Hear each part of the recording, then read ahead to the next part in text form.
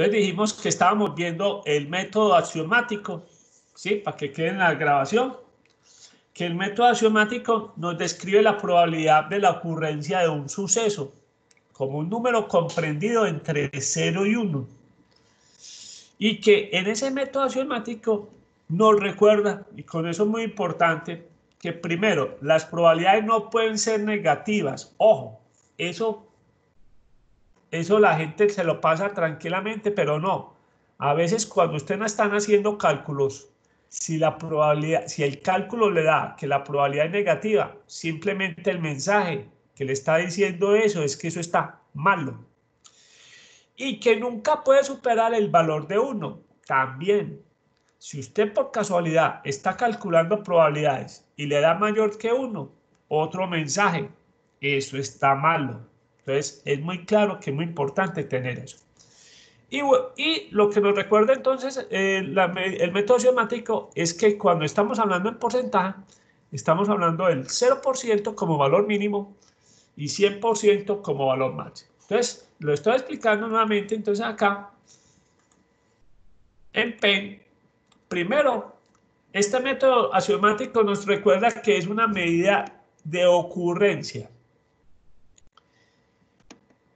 y que el valor mínimo es 0. El valor máximo es 1. Cuando estamos hablando en porcentaje, sería el 0% y acá el 100%. Entonces, digamos que acá, si nos dicen que esta es la probabilidad de 0.5, en porcentaje sería una probabilidad del 50%. ¿Quiénes son los que tienen probabilidad 0? Se dice que estos son los sucesos imposibles. Los sucesos imposibles son los que tienen la probabilidad 0. Ejemplo, la probabilidad de que estemos curados de coronavirus, que no haya casos de coronavirus hoy.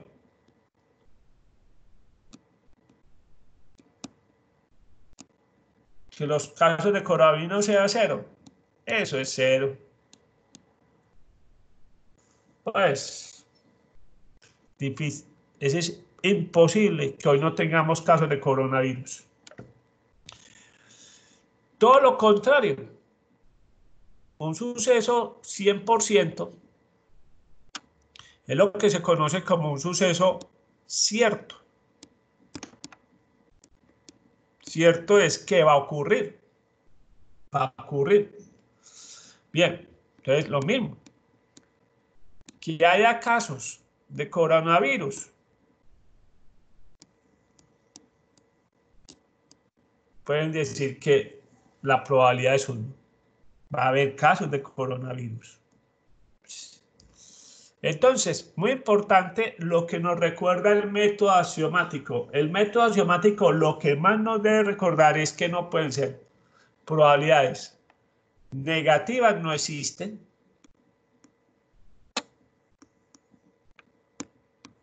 No existen. Y probabilidades mayores del 1 o del 100% tampoco existen. Mayor de 1 no existe. ¿Sí? Simplemente esa definición hay que tenerla en cuenta cuando la estamos haciendo los cálculos, de que no nos pueden dar negativos ni no nos pueden dar mayores que 1. Y tener en cuenta, muy sencillo, que un suceso imposible, la probabilidad es 0. Y un suceso cierto, la probabilidad es 1. Entre más cerca a 1, decimos que hay mayor probabilidad de ocurrencia. Entre más cerca de 0, se dice que tiene menos probabilidad de que eso ocurra. ¿Sí? De que eso ocurra. Pero ojo, no subestimen las probabilidades pequeñas. Estamos llenos de casos donde la gente subestimó las probabilidades pequeñas y nos llenamos de tragedias. Ejemplo, se lo voy a decir. 1. El Titanic. el constructor decía que ese barco era que no se podía hundir. Él estaba asegurando que hundirse el Titanic era un suceso imposible, porque como estaba construido eso bien. Eso es para que ustedes queden demostrado que una cosa es un problema resuelto en el escritorio y otra cosa es el mismo problema en el mundo real. Para el ingeniero constructor del Titanic, en el escritorio, el barco no se hundía. Eso era imposible que se hundiera, que se llenaran tantos, digamos, compartimientos del barco con agua, ¿sí? Luego, para él era imposible en el escritorio. Pero ¿qué pasó en la realidad? Un suceso cierto, se hundió, ¿sí? Muy bien. Listo. Sigamos con las otras definiciones. La segunda definición es la que más vamos a utilizar. Se llama el método empírico o práctico.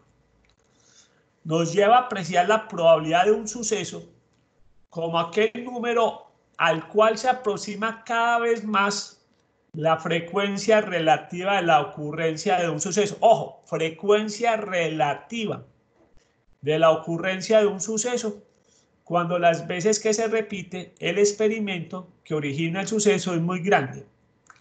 Es uno de los métodos más utilizados porque aprovechamos la información recolectada para el cálculo de probabilidades. Este se llama el método empírico práctico. Vamos a hablar alusión a eso. Bien, método empírico o práctico.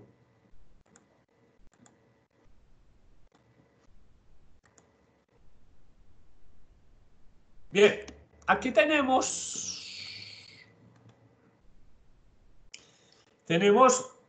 los resultados de uno de los ejercicios del capítulo pasado, que era el de las ventas de ollas arroceras, ¿sí? Y esta es la distribución de frecuencias. Entonces aquí tenemos que el método empírico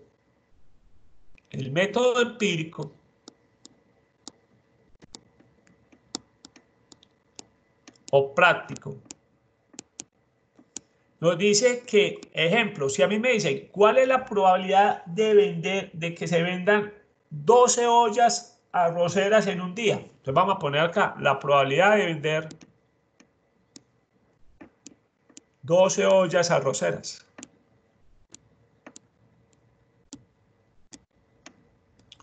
¿Qué me dice el método empírico práctico? Que esa probabilidad de vender 12 ollas es similar a la frecuencia relativa.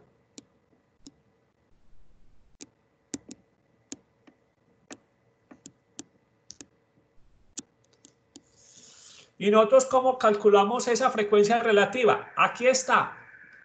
La frecuencia relativa nos dice que es 28.57%. O sea que la probabilidad de vender 12 ollas en un día es del 28.57%. Recordemos que ese 28.57 sale de dividir 6, este 6 sobre n, 21. Entonces, si dividimos 6 sobre 21, nos da ese porcentaje. 6 sobre 21 nos da el 28.57%. Método empírico práctico.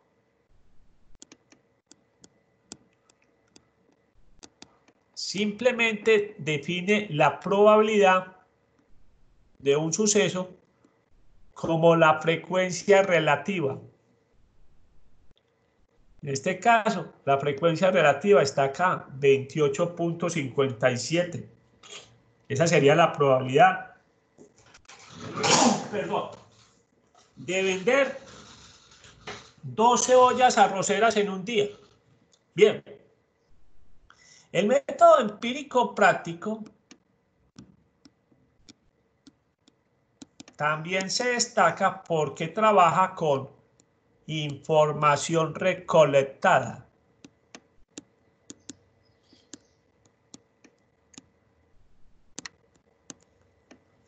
Entonces, esa es la base del método empírico práctico. Trabaja con información recogida o recolectada. Ojo, esa es la gran diferencia que vamos a tener con respecto al siguiente método.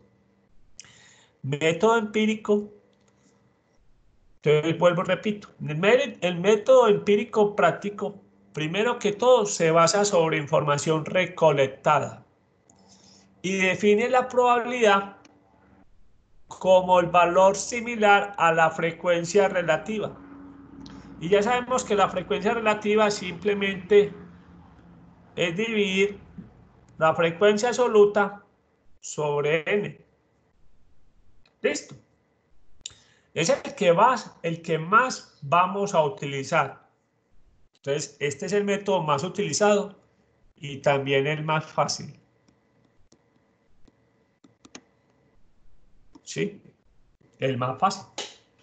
Es el método más fácil. Sigamos. Vamos a hablar del método práctico. Perdón, el método clásico, diré. Entonces ya tenemos el método axiomático, que es el que nos recuerda que la probabilidad está entre 1 y 0. El segundo es el método empírico práctico.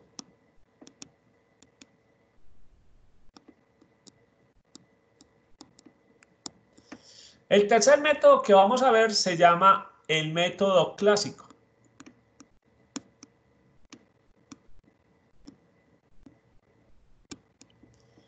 El método clásico define la probabilidad simplemente como este cociente que a veces se utiliza mucho,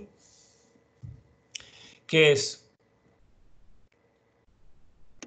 casos exitosos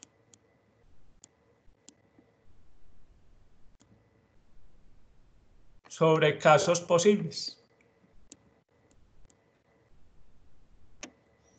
Entonces define la probabilidad de esta manera. El método clásico, como lo vamos a ver, es el que está basado, es el más antiguo de todos, es el que está basado, se utiliza en, ¿dónde se usa? Usos. Rifas, loterías, casino, todo lo que tiene que ver con apuestas. Sí, por eso es el método clásico, porque es el método con que inició las probabilidades.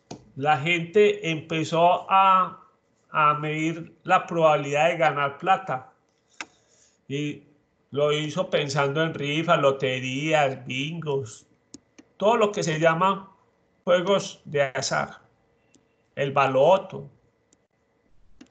las apuestas deportivas, ¿sí? Muy bien. El método clásico no requiere información, no requiere información recolectada.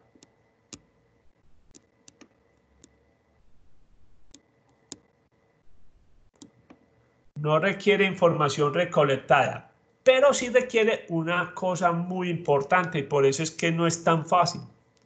Sí requiere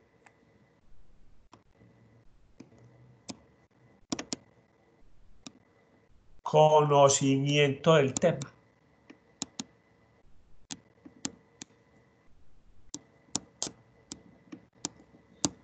Conocimiento del tema.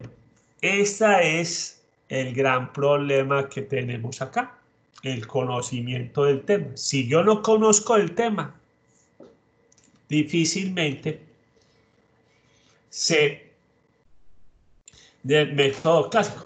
Bien, voy a aprovechar que tengo por aquí un hueco.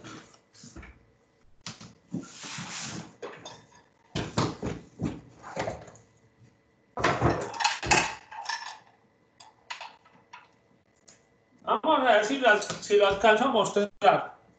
¿Lo alcanzan a ver? ¿Qué es esto? Don Sebastián, ¿qué es esto? Esa es una ruleta, ¿no? Una ruleta. ¿Sí? Esto, si yo quiero calcular la probabilidad de ganarme un pleno en una ruleta, yo tengo que saber de la ruleta. ¿Sí? No, yo no tengo que recoger la información. ¿Sí? Muy bien. Estos son los números de la ruleta. Yo no sé si ustedes lo alcanzan a ver ahí, pero ya se los voy a explicar. Esto es los números que juegan la ruleta. No sé si se alcanzan a ver más fácil así. ¿Sí? Muy bien. Resulta sucede que si yo quiero saber cuál es la probabilidad de coger un pleno, ya les voy a explicar qué es eso. Bien.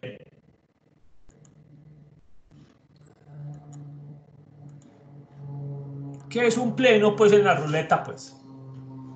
Resulta y sucede que la ruleta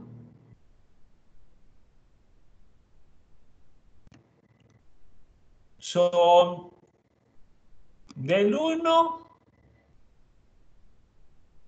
al 36. O sea que aquí 2, 3, aquí 34, 35. Estos números están repartidos. Los pares son negros. Entonces, para que ustedes sepan. Y los impares, vamos a borrarlo. Los impares son rojos. Entonces, así está la ruleta. La ruleta, entonces, estos son los impares, son rojos. ¿Sí? Pero también, para que ustedes sepan, existen también, y yo ahorita les muestro otra vez para que lo vean, existen dos números, que es el 0 y el doble 0, y son verdes. Muy bien. Pregunta, ¿cuántos números tiene la ruleta? Ah, perdón, aquí es 3, para que... Ah, claro, tengo que corregir, este es 3. Bien, pregunta, ¿cuántos números tiene la ruleta? Doña Jacqueline, ¿cuántos números?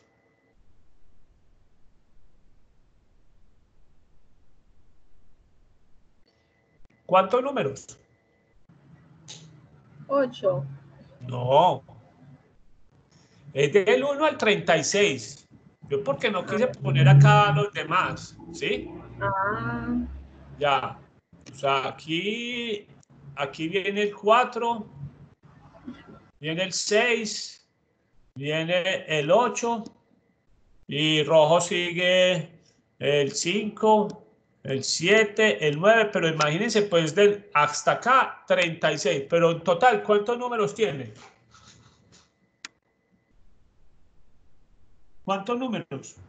36. No, 30. 38, porque estos también juegan, ¿sí?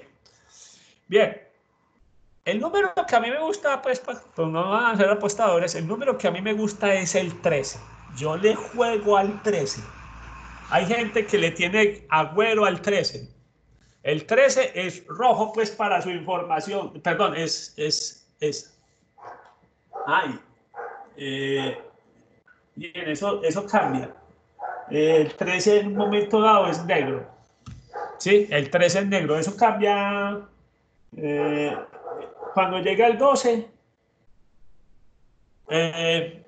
Múltiplos de 3. El negro es 13, pues. Curiosamente no es que sean los negros impares y no. El 13 es negro, pues. Aquí está, pues, el 13 negro. Ya lo muestro, pues, ahora. Bien, ¿cuál es la probabilidad de que gane el 13? ¿Cuál es la probabilidad de que gane el 13? En este caso. El 13 es un solo número. Yo tendría un número a favor sobre 38 posibles. O sea que la probabilidad de coger un pleno, eso se llama coger un pleno, eso es la probabilidad de coger un pleno. El pleno es que usted coja un número.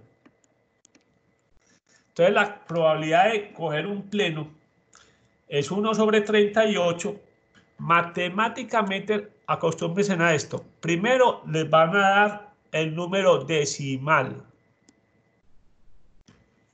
Ese número decimal lo tenemos que convertir en porcentaje. Es muy fácil.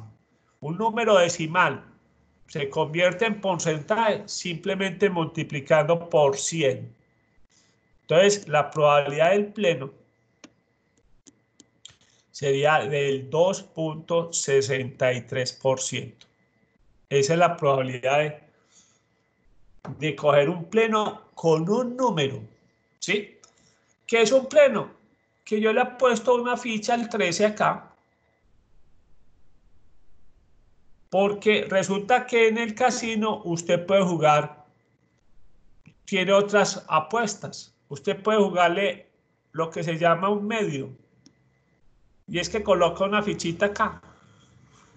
Cuando usted coloca una fichita acá, en el casino, usted quiere decir que usted le está apostando al 1 y al 2. Y entonces, ¿cuál es la probabilidad de coger un medio? Muy sencillo. La probabilidad de coger un medio, ¿cuántos números tiene a favor acá? Usted le está apostando al 1 y al 2. Entonces, ¿cuántos casos exitosos tiene? 2. ¿Sobre cuántos números posibles? 38.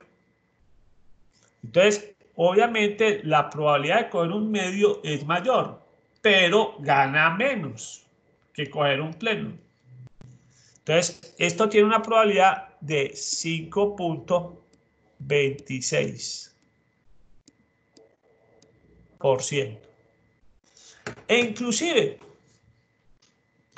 usted le puede poner una ficha acá. Esa ficha, ahí, usted le está apostando a 4 números. Usted le está apostando al 4, 5, 7 y 8. Si sale el 4, o sale el 5, o sale el 7, o sale el 8, usted gana. Obviamente, no gana las mismas fichas que si gana con un pleno. No se ganan las mismas fichas que se gana con un medio. Entonces, la probabilidad de... Eso se llama un cuarto. ¿Cuál es la probabilidad de coger un cuarto? Entonces, es muy sencillo. ¿Cuántos casos exitosos tiene ahí? 4. ¿Sobre cuántos posibles? 38. ¿Cuál es la probabilidad de coger un cuarto? 4 sobre 38 tiene una probabilidad de 10.52.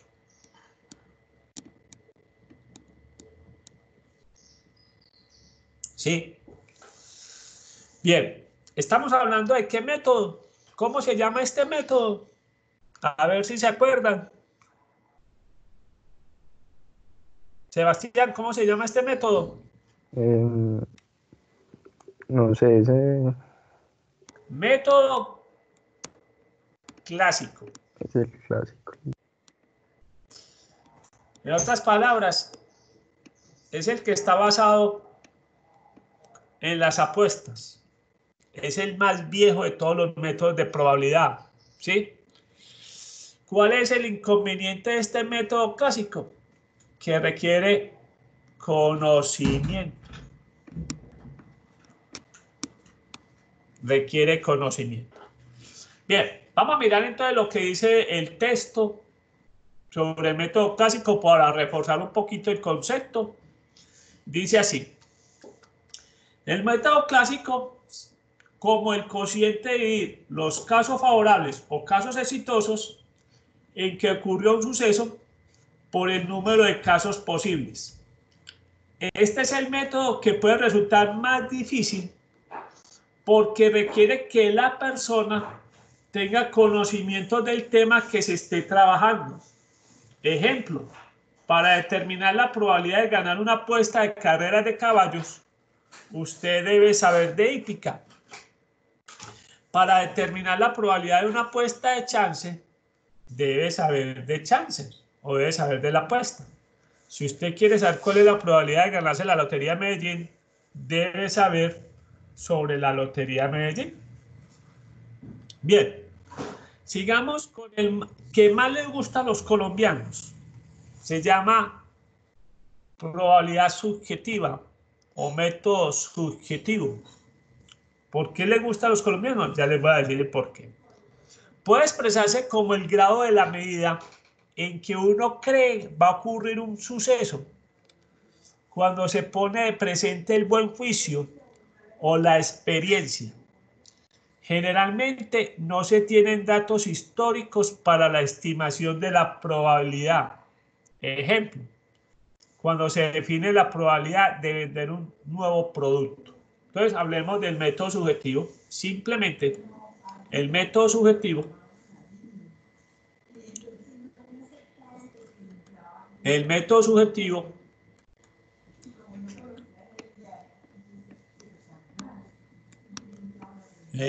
subjetivo básicamente nos dice que es basado en un juicio de un experto.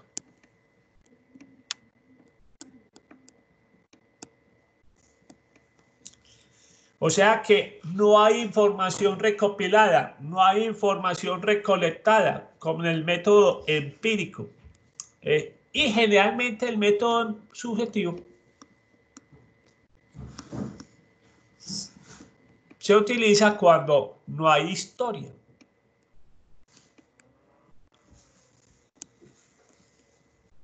Ejemplo,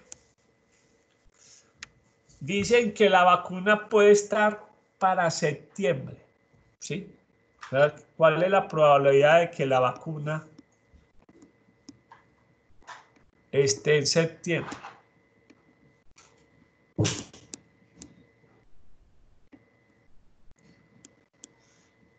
Dicen que los más avanzados son los de, o por lo menos se ha escuchado que son los de la Universidad Oxford en Inglaterra. Si ellos les dicen, vea, es que para septiembre la probabilidad es de un 25%. ¿Sí? Esa probabilidad que nos están dando ahí es una probabilidad subjetiva. No se basa en información recopilada. Está basada en un juicio que ellos emiten, que depende de lo que ellos conocen un poco, con base al conocimiento que tienen, al juicio que tienen. Contemplan que la vacuna puede estar en septiembre con una probabilidad del 25%. ¿Sí? Entonces, o como dice el enunciado, cuando uno va y le muestran un producto nuevo, bien, de una categoría nueva, porque es que pues hay que aclarar, si a mí me traen una salsa de tomate, marca nueva, ¿eso es un producto nuevo, Jacqueline? No, no es un producto nuevo, simplemente es el mismo producto con una nueva marca. Pero pues, ¿el cliente conoce la salsa de tomate? Sí. Pero si a mí me traen un producto que realmente inclusive uno no lo conoce, ejemplo, o no lo ha trabajado, ¿cuál es la probabilidad de que en mi negocio se venda lo que yo llamo una robotina?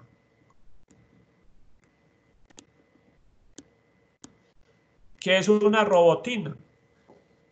La robotina es, yo lo llamo así, por la serie de los, ya se me perdió cómo se llama la serie, pues, donde está la robotina. Es un aparato que sirve para barrer la casa, ¿sí? Yo nunca lo he vendido en el almacén, ¿sí? Yo sé que existe el producto, lo ha vendido Falabella, ¿sí? Inclusive lo vende como en 500.000 pesos, lo vendía en 500.000 pesos Falabella, ¿sí? Pero la pregunta es, ¿en mi negocio un producto que se vende a $500.000 lo comprará el cliente? ¿Mi consumidor estaría dispuesto a pagar 500.000 pesos por una máquina que le va a ayudar a barrer la casa? Ojo, le va a ayudar a barrer la casa, no le va a barrer la casa. Cuando digo eso es que no le va a barrer detrás de las mesas de noche, no le va a barrer en ciertos lugares, pues que hay que mover los muebles, ¿sí? Entonces, habría que mover los muebles para que la máquina barriera. Entonces, obviamente, te va a barrer en las partes normales, ¿sí? Entonces, a mí me dicen, la probabilidad de vender una robotina en el almacén, eso es de un 5%. Eso es muy bajito. Entonces uno dice, yo me arriesgo con esa probabilidad tan pequeña para comprarlo. No, no, no, no. Pero cuando me llegó la primera olla freidora,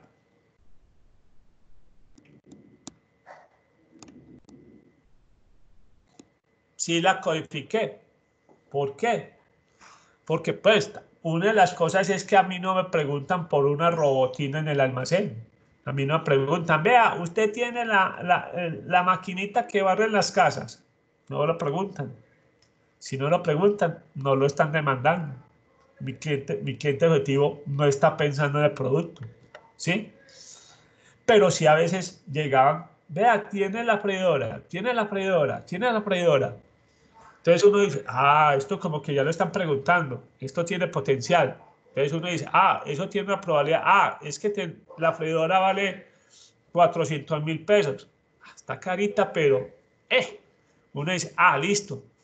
Yo le estimaba que la probabilidad de vender la freidora era de un 28%. Con esta probabilidad sí me lanzo al estrellato. Ojo, listo, muy sencillo. Yo no me voy a lanzar al estrellato a comprar un lote de olla freidora. Mándeme dos. ¿Sí? En el peor de los casos, la olla freidora va para la casa de uno. En el peor de los casos. Esto no se vendió. Tocó llevársela para la casa. Oye, estamos hablando entonces del método subjetivo. ¿Por qué el que le gusta más a los colombianos? Porque no hay trabajo, no hay que recoger información, ¿sí? Simplemente es dar un concepto, ¿sí? Eso tiene una buena probabilidad, tiene mala probabilidad, tiene muy pequeña probabilidad. Simplemente es un concepto de un juicio que se supone que es de un experto. Vuelvo y repito, generalmente sobre cosas que no tienen historia. Muy bien. Realmente el método subjetivo poco lo vamos a utilizar, ¿sí?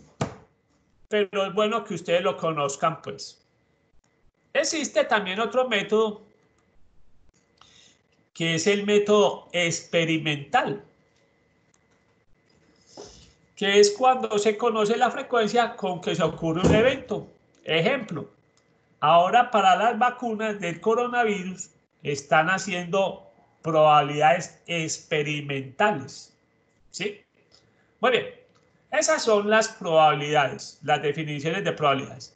Me voy a saltar estas definiciones porque nos vamos a las más importantes, que es esto, clases de sucesos, ¿sí?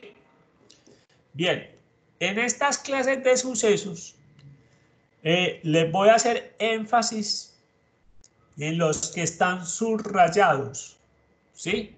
Porque son las definiciones que más vamos a utilizar, ¿sí? Entonces, un consejo, estas definiciones no se las tienen que aprender. Bien, aclaro. Vamos a hablar sobre las clases de sucesos. Vamos a hablar primero de los sucesos mutuamente excluyentes.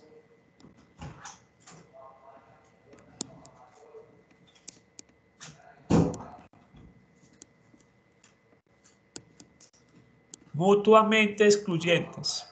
Voy a hacer énfasis en los más importantes. ¿Por qué? Porque más adelante los vamos a utilizar. Bien, lo importante no es tanto aprenderse la definición, sino saber aplicar esa definición. Veamos qué nos dice la definición, qué nos dice el texto sobre los sucesos mutuamente excluyentes. Se dice, si los dos sucesos no tienen puntos en común o no pueden ocurrir al mismo tiempo, ¿sí? Se dice que en conjuntos se dice que dos sucesos son mutuamente excluyentes cuando no tienen zona de intersección. Bien. Entonces vuelvo y repito. Vamos a mirar nuevamente qué son los sucesos mutuamente excluyentes. Mutuamente excluyentes son aquellos sucesos A, que no tienen nada en común.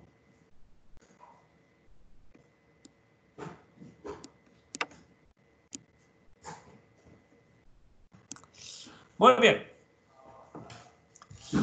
En algunos casos vamos a trabajar mucho una herramienta de teoría de conjuntos que se conoce con el nombre de diagrama de Venn. Este Venn es con V y con doble N. Sucesos mutuamente excluyentes son aquellos sucesos donde nos dicen que no tienen nada en común. O sea, en otras palabras, no tienen intersección. ¿Sí? Entonces, aquí vemos que el suceso A no tiene nada en común con el suceso B. Y nos dicen también que son aquellos sucesos que no ocurren al mismo tiempo.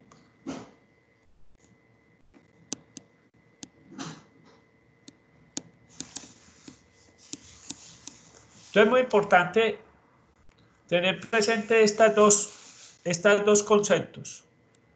No tienen nada en común, no ocurren al mismo tiempo.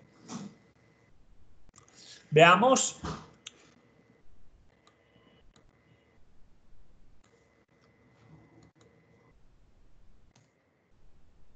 si a mí me dicen, trayendo otra vez el ejemplo de las ollas arroceras,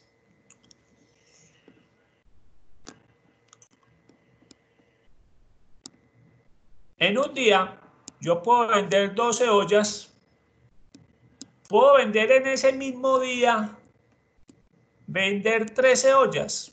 Vuelvo, repito. En un día yo vendo 12 ollas, puedo vender en ese mismo día 13 ollas. La respuesta es no. La respuesta es muy sencillo. Si yo fuera a hacer este diagrama de Venn acá, lo haría de la siguiente manera. Estos serían 10 ollas. ¿Qué probabilidad tiene de vender 10 ollas? Acá está la frecuencia relativa, 19.05.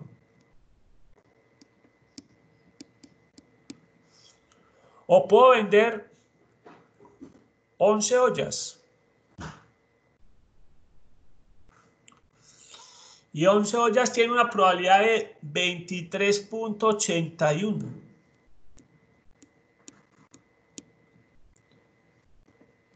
O puedo vender 12 ollas. Y esa probabilidad es del 28.57%.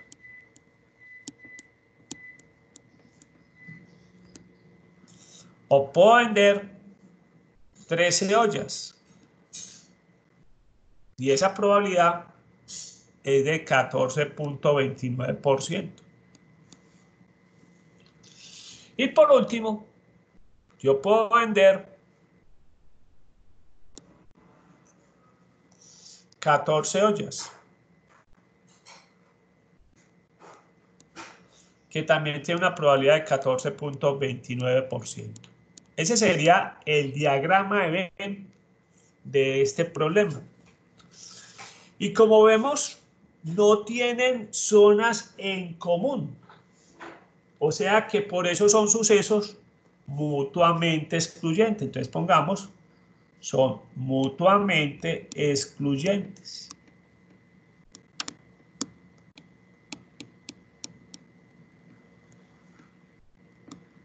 Entonces, sucesos mutuamente excluyentes son los que A, o no tienen nada en común, o no pueden suceder al mismo tiempo. Yo no puedo vender en un día 12 ollas y vender 13 ollas.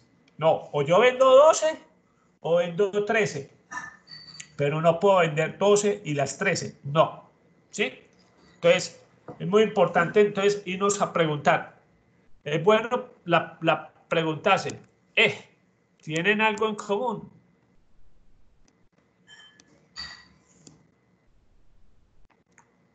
¿O pueden suceder al mismo tiempo?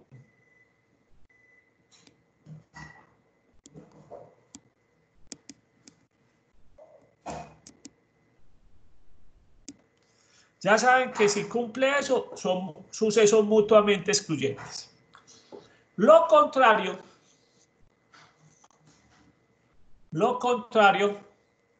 son los sucesos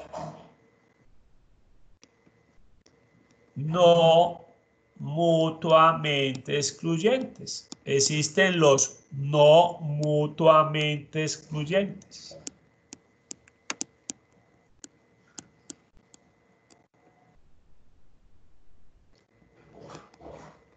Los sucesos no mutuamente excluyentes.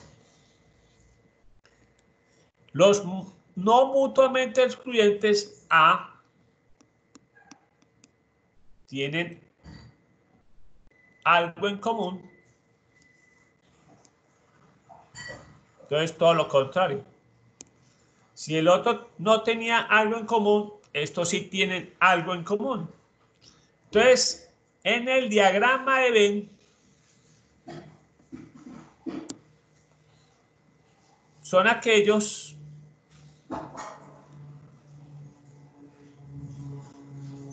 que tienen intersección. Ejemplo.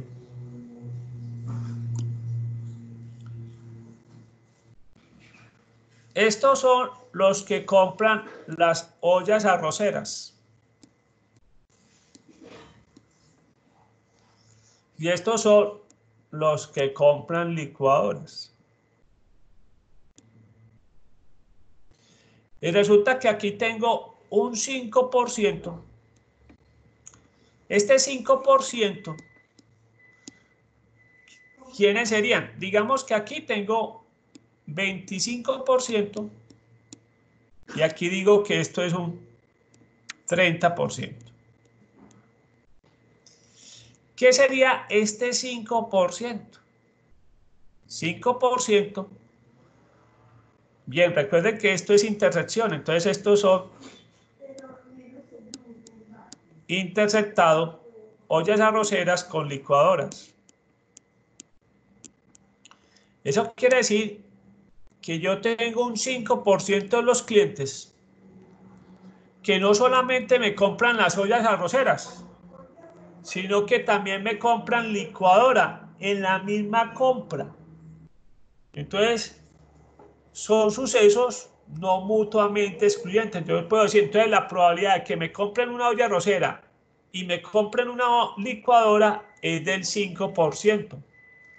¿Sí? Porque hay clientes que van al almacén o a surtir un negocio o son recién casados y están comprando las cosas de la cocina. Entonces yo tengo clientes que aprovechan y compran la olla arrocera y compran la licuadora. Son sucesos no mutuamente excluyentes. Pueden ocurrir al mismo tiempo. Al mismo tiempo.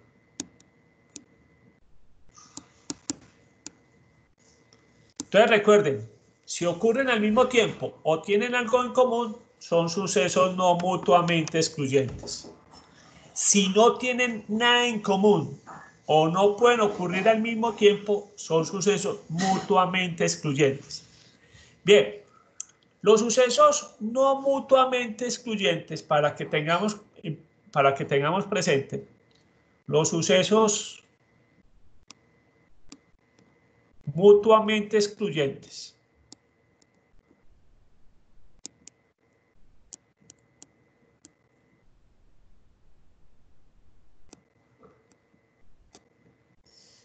y los no mutuamente excluyentes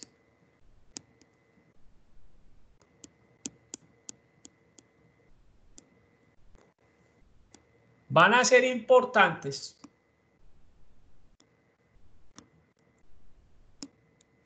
cuando hablemos de la regla de la suma de probabilidades.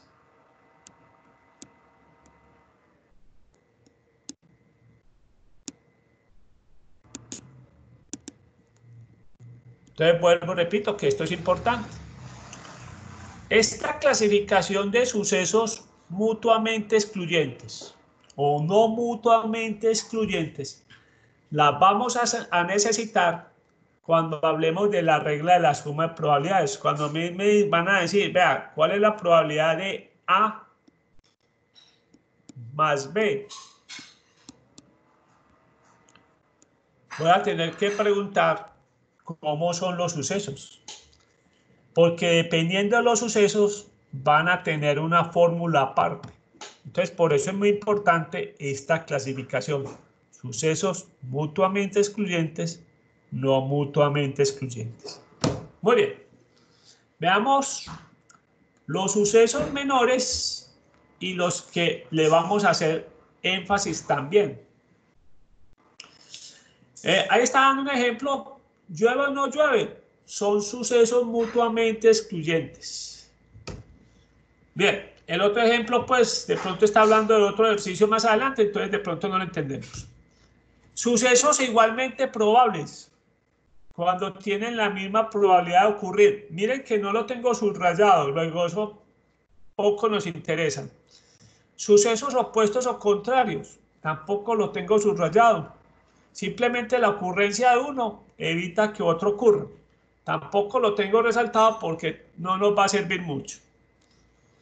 Ahí dice un ejemplo, si Pedro es elegido alcalde, Juancho y Simón Gómez no fueron elegidos. Cuando se elige un alcalde, los demás no quedan elegidos. Son sucesos contrarios. Sucesos ciertos son aquellos que tienen absoluta posibilidad de ocurrir. Ejemplo, una persona fallece sin cumplir los 200 años de edad. Por el momento. Después dice la ciencia que sí, que vamos a poder llegar a los 200 años. Vamos a ver. Existen los sucesos imposibles y los compatibles. Los voy a dejar para que lo lean, pero esos no son importantes. Miren que ahí está resaltado otros dos sucesos que van a ser importantes. Sucesos independientes y sucesos dependientes. Leamos y lo ampliamos. Sucesos independientes. Cuando la aparición de uno de ellos no afecta para nada la ocurrencia del otro. Vuelvo y leo esto porque esto va a ser muy importante. Sucesos independientes. Cuando la aparición de uno de ellos no afecta para nada la ocurrencia del otro. Ejemplo, en el llenado de los productos de la máquina A no tienen que ver con el llenado de los productos de la máquina B. Pero lo más importante, suceso independiente, es cuando la ocurrencia de uno no afecta para nada la ocurrencia del otro. Y sucesos dependientes, cuando la ocurrencia de uno de ellos afecta la ocurrencia del otro. En líneas de producción en serie, es muy frecuente que cuando una máquina presenta inconveniente con un artículo y el proceso no se normaliza, el siguiente artículo también saldrá con algún defecto. Vamos a ampliar entonces esos dos conceptos y el por qué lo vamos a hacer importante. Sucesos independientes y dependientes. Veamos esos dos sucesos. Y vamos a reiterar nuevamente. Sucesos independientes.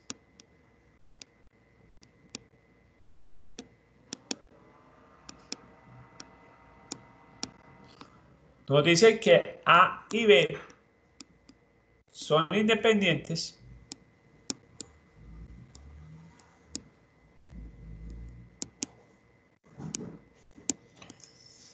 cuando la ocurrencia de A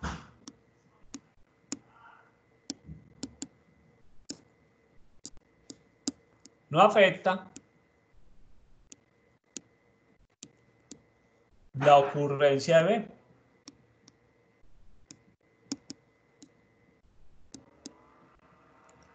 Bien, supongan entonces que estamos hablando de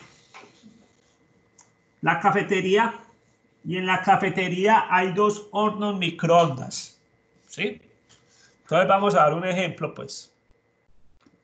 Cafetería y tenemos dos hornos microondas. Pongámosle que este es el horno microondas AC y tenemos otro marca LG. Bien. Si este horno microondas se daña, pregunto, ¿afecta algo al horno LG? ¿Hace que el horno LG también se dañe? No. O sea, lo que sucede con este horno microondas es independiente de lo que suceda con este horno microondas LG. Son completamente independientes en su funcionamiento, ¿sí? Entonces, decimos que estos dos productos son independientes, ¿sí? Son independientes. Lo contrario son los sucesos dependientes.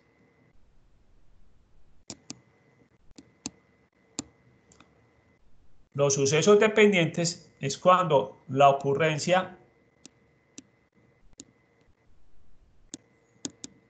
de uno se afecta la ocurrencia del otro.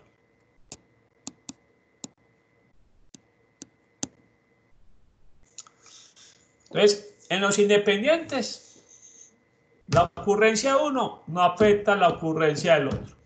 Muy bien. En los dependientes sí. Veamos un ejemplo de sucesos dependientes.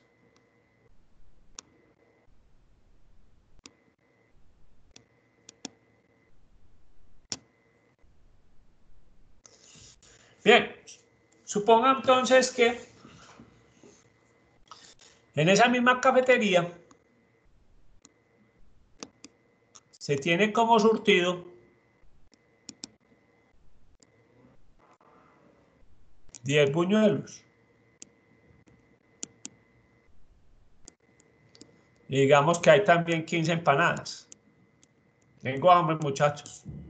Ya vamos a hacer el corte. Terminado este conceptico, vamos a hacer el corte porque tengo hambre ya. Ya empecé a hablar de buñuelos y hablé de empanadas y ya estoy antojado, pues. Muy bien. Bien, supongan que llegan dos clientes. El cliente A y el cliente B. ¿Sí? Y usted los pone a hacer fila. Aquí está la fila, el A y el B. Y resulta que el cliente A, sin que el otro se dé cuenta, dice, yo quiero los 10 buñuelos. Se llama los 10 buñuelos.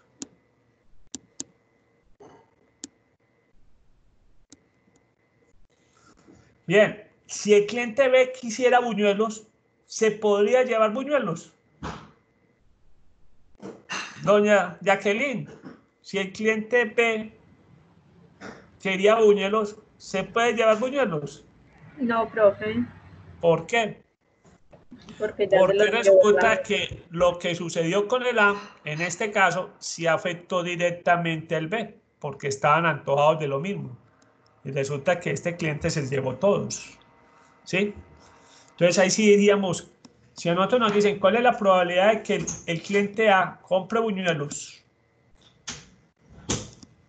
el cliente A compre buñuelos y el cliente B compre buñuelos, vamos a ver que en ese caso son sucesos dependientes.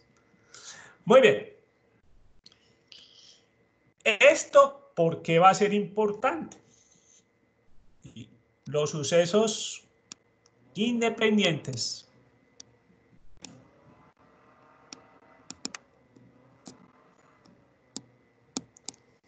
y sucesos dependientes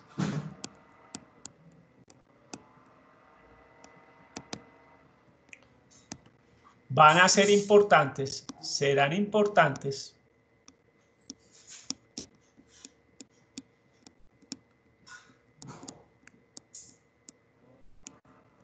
en la regla de la multiplicación.